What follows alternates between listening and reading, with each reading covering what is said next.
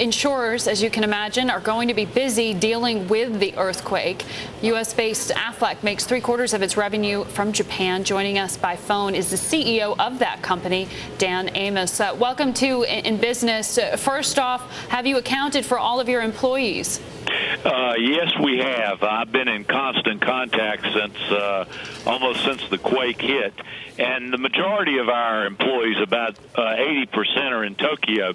We have 6 offices that were affected by the quake, but we are accounted for all the employees, and there's no major damage that we can find of the offices that we know, but we're still checking, but we've talked to all the people, so we're in very good shape from that standpoint. Now, I understand Aflac's the #1 insurer in Japan based on the number of policies. You also make about 75% of your revenue from this country. It's too early to come up with the total gauge, but what are you back of the envelope expecting? Well, you have to remember, I've been CEO now for 21 years, and I was actually the CEO when the Kobe earthquake hit in 1995. And although it was 6.8, it was in the city or the bay of Kobe, and so 6,000 people died. And so I have some sense of familiarity about how this quake will impact to some degree. And we as a company, because we sell life insurance is one of the issues that we would need coverage for, and the majority of our coverage is with health insurance.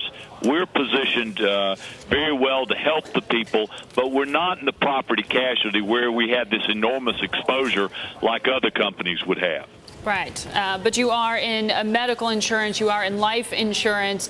We've seen official reports of about 300 people who have been accounted in terms of the death count. What are you hearing? Do you have any further detail on that? No, but my sense is, in talking to the people, that number is going to rise. How much, I don't think anybody at this point knows. But in talking to our people, they just sense that it will rise from the number that it's at right now. But we're unsure. One thing that we have tried to do as a company is that we've just announced that we're giving 100 million yen to the relief efforts for the International Red Cross to try to help in determining how these people might in some way feel some type of relief, although this is minor money compared to the big issues that are out there. Yeah, I'm sure that'll be appreciated. We're trying to gauge what will be the long-term impact here. Nouriel Roubini was on Bloomberg earlier, so this is the worst thing at the worst time for Japan, given the tremendous amount of debt that country already has on its shoulders. When you look at the economic forecast, I mean, what are you internally forecasting there? How much of a slowdown do you think the country may expect? Well, certainly it's at a bad time with all the issues that they have out there, but Japan has an uncanny ability to be resilient. And again, I go back to the Kobe earthquake and what took place then. They were, granted, it was not the deficit issues and economic uncertainty in 95 that you have today.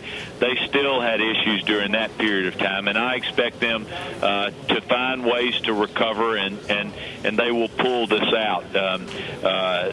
We're already seeing initial reports is that Tokyo, the airports were shut down. The trains were shut down. We now know the airport is reopened. The trains are beginning to get back on target. And although there are 1 million plus people in the Sendai areas, probably 2 to 3 million, the vast majority of the population, it seems like they'll recover at a rather fast pace. But certainly it's been terrible for the country.